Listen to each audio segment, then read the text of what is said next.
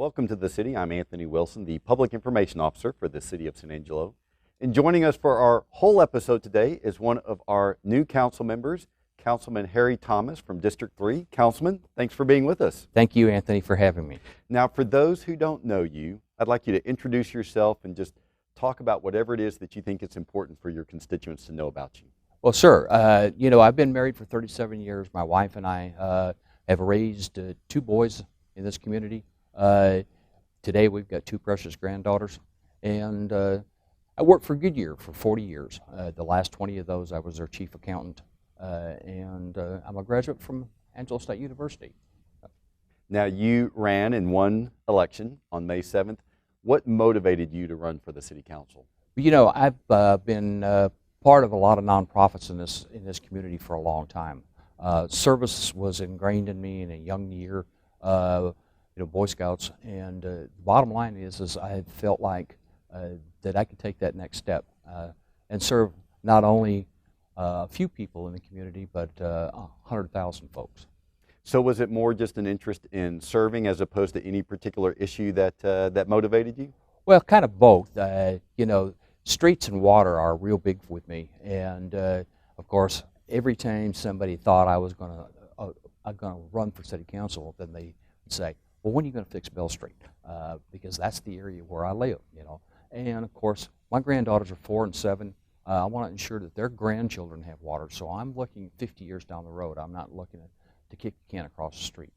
We'll circle back around to streets and water here in a little bit, but first I wanted to ask you, you've been a regular attendee of city council meetings for about 4 years now, and I'm wondering if in attending those council meetings, you've gained any insight into the council and how it operates that you feel are going to help you as a new council member. Well, certainly, I understand now the process, making sure that we get public input when it's necessary. But the thing that really impressed me so far are, we got a couple of council members, Liz and Charlotte, that really sometimes ask a lot of questions. And at first I thought, well, gee, I look at the background information, and so I already know those answers. But what they both told me was that, not all citizens do that. And so to make sure that the citizens are informed, they have a tendency sometimes even to pull something off the consent agenda to get a little more conversation about it. So I think that process, even though it was a little foreign to me, is something that I've learned about. And you've also been one of our graduates of our new Citizen Academy, COSA University, COSA standing for City of San Angelo. And you told me you learned quite a bit just going through that program.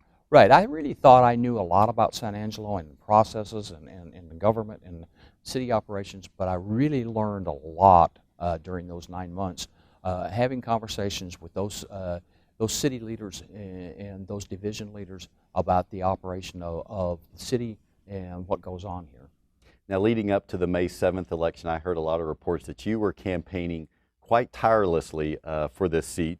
I'm wondering what you learned about and what you learned from your constituents during your campaign. Really, single member District 3 is a large district, partly because of all of downtown and not many citizens live down there. So it's very diverse. But over on the area along Ben Fickland and Hill Street, people were concerned basically about the Avenue P drainage issue, and especially this spring since we've had so much water. In other areas of the city, they were concerned about the streets, specifically Bell Street. Individual citizens have issues. I had a speed zone sign that was missing off a street on Coberland, and the bottom line is I had a conversation with Shane, and he went out, took a look at it, and he said, "Oh yeah." So, individual things like that, I learned, folks. I was very surprised as I campaigned, the friendliness of most of the people. I even got invited into citizens' homes because they wanted to have a conversation with me on the front porch or in their yard, or just, they want to talk about what the issues are, what their issues are. And I think most people felt very comfortable with me. You mentioned Avenue P, and of course that's been an issue in District 3 for a very long time. What do you think is going to happen and when in regards to resolving those drainage issues? Well, I've already had a conversation with the city manager and the operations manager, engineering department, earlier this week, as a matter of fact. We have a plan. We're going to start working on that plan probably right after the Memorial Day holiday. And so we will sit down and have conversations with the citizens and let them know about what we're going to do. One of the things that happened is that we have a family that lives right at the low water crossing on Avenue R, and she was indicating to me during the campaign that a lot of times items wash down and plug that particular thing. I alerted the city manager to that fact, and code compliance people were out making sure that things were not loose during these last couple of rains. Now, you've only been in office for a couple of weeks. Are citizens already reaching out to you, and if so, about what issues? Well, they are. Avenue P is one of those issues. Lighting issues on Archer Street, for example. I've got a couple of people that were interested in what they could do about specific sidewalks, maybe where a tree root has got up underneath it. And the unfortunate thing it is that the city doesn't own a lot of the sidewalks, and so we're going to have to go back to these citizens and see if there's not a different way that we can do that.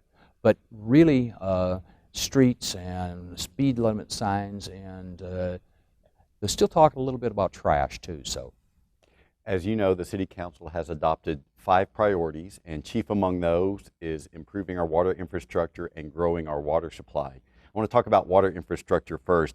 How aggressively do you think the city should be pursuing the replacement of aging water infrastructure such as water mains? Well, I think it's an important part, and unfortunately, for some reason or other, it's been neglected for a period of time. What I want to see done is do these replacement of water lines and sewer lines at the same time that we replace the entire roads. And I think now that we've got Ricky Dixon heading both of those groups, I think that'll be easier to handle. I'm not sure where we can spend money in some of the replacement of some of these other items, but I think as long as we continue to look at it from that standpoint. The other thing I think will help us is the council just now approved a study, water study, to look at those areas of the community where those water mains are not functioning correctly. We know we lose approximately 30% of our water through those types of leaks, and we want to get those fixed, but we really need to plan in order to do that. Well, let's talk about that just for a second. You know, that was a study that's going to cost about $300,000, and of course some citizens say, oh my gosh, another study, another $300,000. In your mind, why is it important to make that sort of an investment? Well, I want to go out and replace these lines, but I want to do it in such a manner that seems logical. And just to go out and say, hey, we know we've got problems. Well, we do know we've got problems, but we don't know where we've got the problems. I think we need to have this study completed. I mean, it's the same thing that we did with the streets. And I know citizens think that, gee, we've got employees that should know that.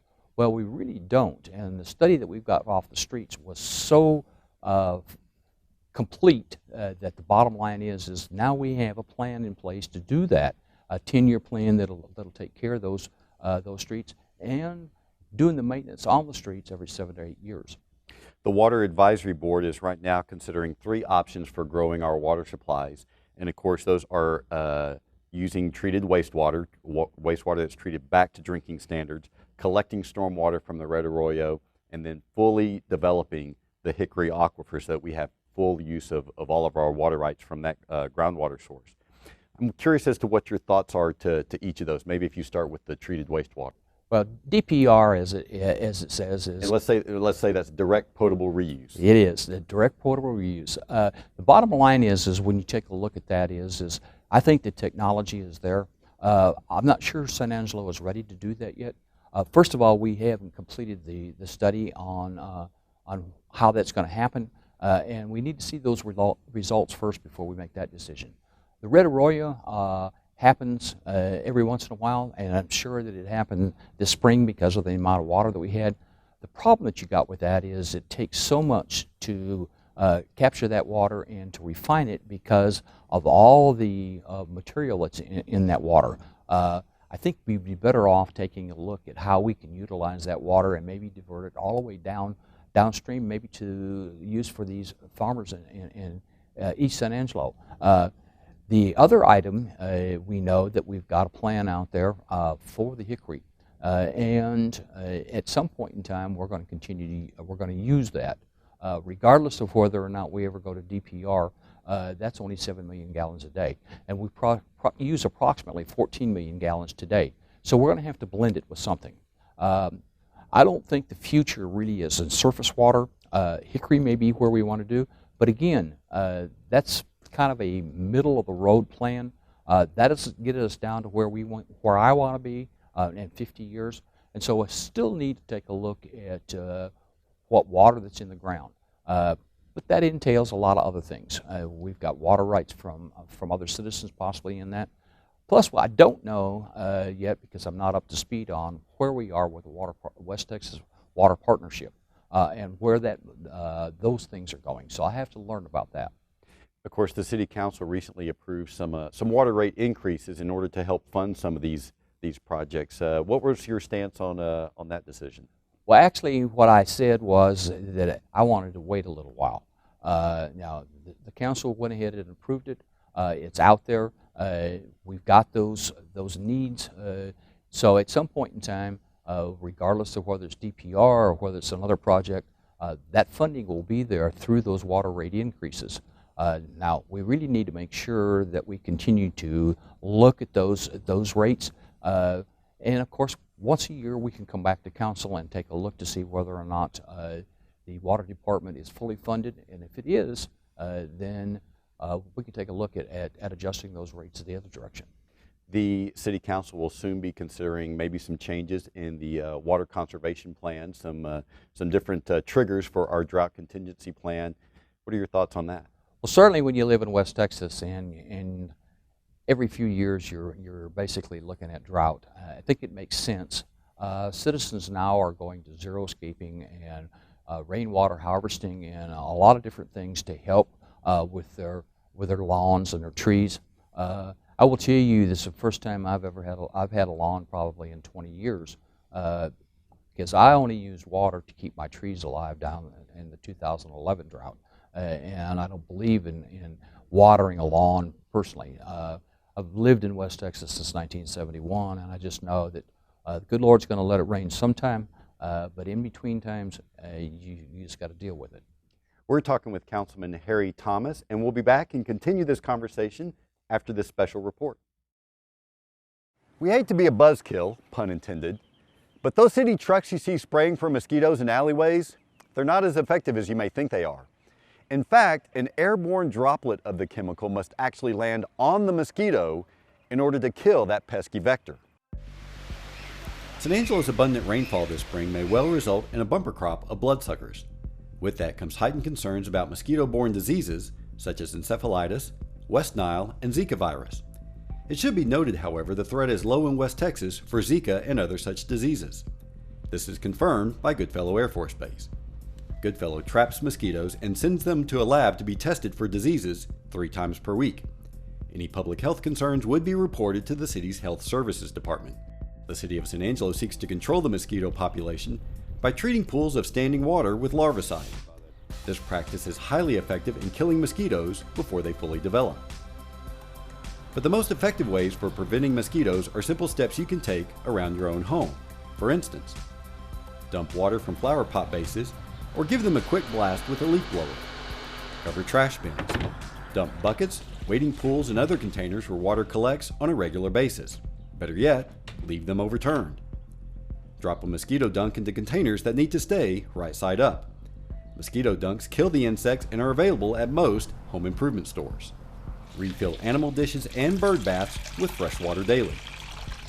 Chlorine tablets can be dropped into plastic watering troughs for livestock. The tablets can be placed into a swimming pool skimmer to keep metal troughs from eroding. Rid your property of any trash or items in which even tiny amounts of rainfall, dew, or sprinkler water could collect. Soda cans provide enough space to breed up to 20 mosquitoes. Even a bottle cap can hold sufficient water to serve as a breeding ground. Cut shrubs and grass short to reduce resting spots for mosquitoes. Clear rain gutters of debris so they can flow freely during rain showers. Keep water in fountains fresh and flowing at all times. Shake covers on boats, grills, or patio furniture every few days to rid them of moisture. Patch holes in window screens that become entryways for mosquitoes. To keep your home cool, use the air conditioner or ensure that open windows and doors are screened. If you notice a property where water is allowed to pool, the vegetation is overgrown, or trash is collected, contact the city's Code Compliance Division. There are also steps you can take to protect yourself. Wear loose-fitting long sleeves and pants outside. Apply a deep base product. Be sure to follow the directions on the label. And limit outdoor activities during peak mosquito activity times. All of these measures help prevent mosquitoes and the spread of mosquito-borne viruses. Learn more at the Centers for Disease Control website by searching for Stop Mosquito Bites.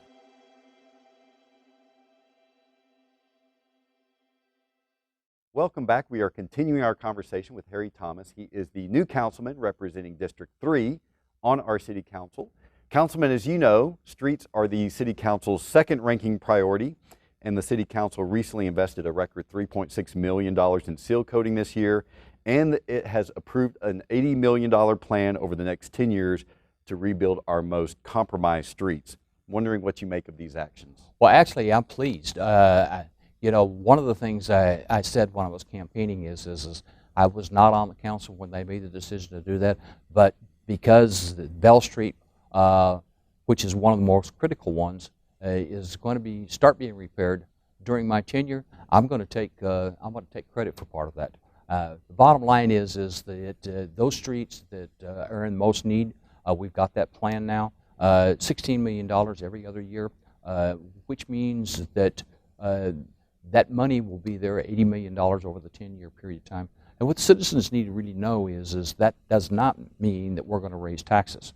That debt structure is done in such a way that as we retire some debt, we'll be able to put this other debt back on. Repairing of the streets, we're putting more money into it than we've ever done for seal coating. I think that's great. I think the operations department really has a plan now to make sure that we keep every street in the next 7 to 8 years. So I think we're well on our way to doing what citizens need. That doesn't mean in 6, 7, 8 years that we don't go back in and revisit this plan. But today I think it's a really good plan, and the citizens need to know that we're going to be aggressively addressing the street issue.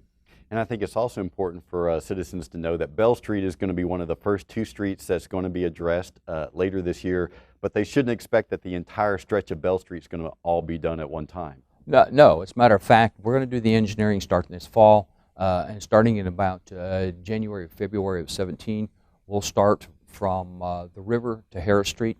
But at the same time, they need to understand that we're going to replace the water and sewer lines at those times, and there are going to be some sidewalks built. For those people that have to use Bell Street by walking or through a power chair, or whatever the case may be, we're going to be able to get them off the street and up on the curb where they need to be. You mentioned sidewalks, and there has been a little bit of a resistance from the City Council and from some developers here in town to install sidewalks whenever they're developing new additions, whether it be housing or commercial. What do you think should be done, if anything, on that front? Well, you know, some of these streets are really not wide enough to begin with to have 2 vehicles go down it. And then for people to walk, or we have a number of citizens that are in power chairs that use that as their mode of transportation to the store or to Shannon or wherever they're going. We really need to get them off the street.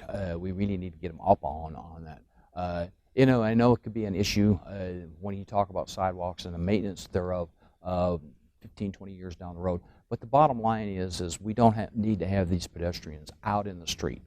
Is there anything more that you think could and should be done in regards to streets? Well, you know, I've had some conversation with some other folks in the community, and there are some people that would like to take some of the half-cent sales tax money, which by state law you can take 1/8 of a percentage of that and put it towards the roads, which could be another $2+ million a year, depending on what.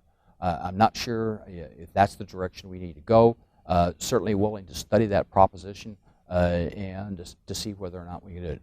I think I'm still comfortable as long as we keep the money that's there proposed money that's there for the seal coating to do what we need to do. And we do the 10-year plan on the maintenance of the repair of the streets, replacement of the streets, then I think we should be good to go.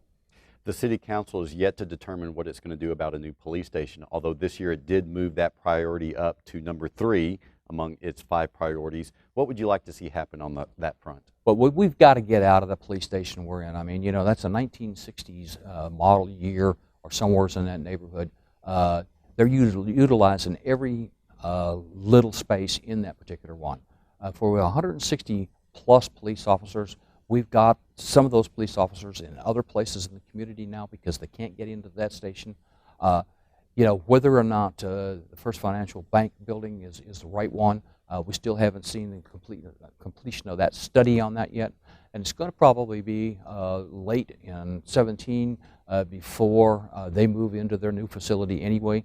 But we need to have a plan in place if that's the case. I would like to see us take a look at that particular building and see whether or not it's going to be the right thing to do to house those police officers. There's been talk about having a bond election this fall in order to finance whatever the solution is for a new police station. Do you think citizens would support a bond issue which would involve their raising their own property taxes to pay for a police station? Well, I think this probably is not the best year for us to try to do that personally.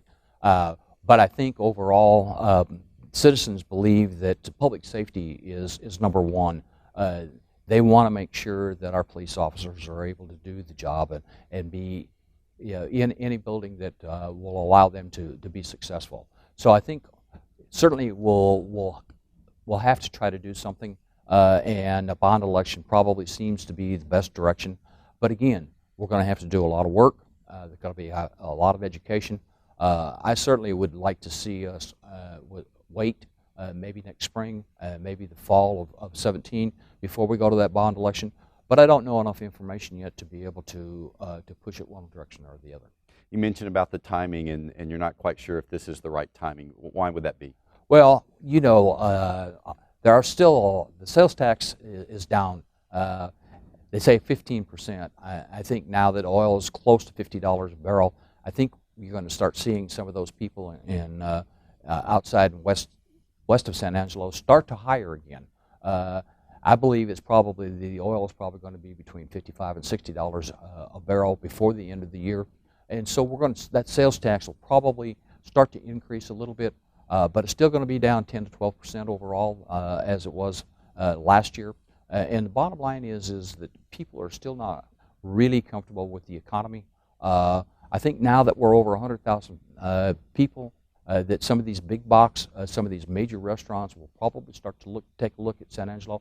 If that happens, then people will start to feel more comfortable about what's going on. Another council priority is improving processes related to the development of both property and buildings. What are your thoughts on how improving that process and streamlining that process can be accomplished? Well, certainly we need to do that. I hear from builders all the time, whether it's commercial or whether it's residential, even somebody that's, you know, that's trying to improve their own property. When they go get a permit, it takes a lot longer than it needs to do. You know, I know Al Torres. He and I were scout leaders together. He's our building official. Yeah, and Al, I know, really wants to try to do what's necessary. I know he had some officials that were out. He was short. He's recently got that back up to speed where he's at full staff again. But it does take a period of time for people to, there's a learning curve in every job, and so it'll take a period of time for that. But we do need to improve those things. We can take a look at what some of our other sister cities are doing in West Texas, and to see whether or not we can pull from them some of the best practices. And I think we can continue to do that. Then we'll be successful. Explain why having an efficient development process is important. Well, when you do that, the bottom line is that it allows these commercial developers to feel more comfortable about coming to San Angelo and spending the money that will allow that tax base to increase. So I think we can do that. It's also important from a citizen standpoint because they want to know that they can improve their property without having to jump through a lot of hoops. They want to make sure that they're doing it by city ordinance, by city code, but in the same token, they want to be able to know what that process is. If we know up front, and you get a flat sheet, here's what you got to do in order to do that. And I think if we can do something similar to that, where a citizen walks in and says, I'm planning on doing this, and he's handed a sheet, or she's handed a sheet, and it says, this is what you got to do to complete this. So then they know what they've got to do, instead of coming back to the office 3 or 4 times in order to get that permit. Lastly, the remaining priority is improving pay for city employees. How are you going to weigh that need against the tax burden on citizens, knowing, as you said, that sales tax collections are down right now? Well, certainly we need to take a look at that. Over the last 3 or 4 years that I've been coming to the council meetings, that's been a priority. We know that Lisa makes a presentation on that regularly to the council, and we know we're still not there on all the positions within the city.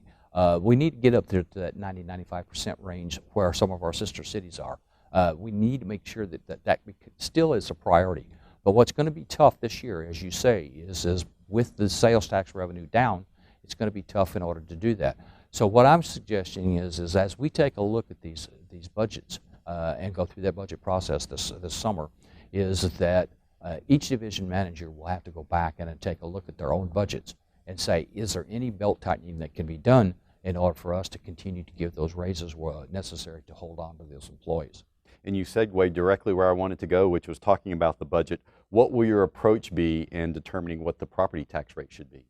Well, certainly, especially this particular year, I'm not interested in raising property taxes on the citizens. At some point in time, we may have to do that, but it's not going to be this year. I will take the stand that I want to look at the budget, but I want to hold the budget where it's at. I'm not interested in increasing it this particular year. And I think working with the budget manager, Morgan, and with the rest of the council, we can do that. I'm a numbers guy. That's what I ran on. I can take a look at a budget and ferret out numbers that maybe somebody else can't do it. Morgan is a treasure for this city, and she certainly wants to work with the council in order to find those dollars necessary. As I mentioned, you've been plugged in for a number of years now. Nonetheless, are you expecting there to be a steep learning curve as a new council member? Well, it's going to be probably a greater curve than I anticipated based on certain things already. But I will have to say this. I'm not afraid to ask questions. I'm not afraid to get down and find out why somebody has an issue. And I certainly won't be afraid of getting down and getting in my jeans and my tennis shoes and helping somebody work on a particular item. Now, if a constituent or any citizen wants to reach out to you, what's the best way to contact you? Well, certainly the city cell phone, it's 301-2584, or they can get me through an email address, harry.thomas@cosatexas.us. And those people that are friends with me on Facebook, if they'll message me, I certainly answer those on a regular basis. Come right to my personal phone, and I pick them up and we'll answer. I want constituents to know that I will answer their questions, but I may be in a meeting or maybe on the phone with another constituent, so I might not be able to answer immediately when they call. We've been talking with Harry Thomas. He is the new District 3 City Council member, and we hope you'll join us for the next episode of The City.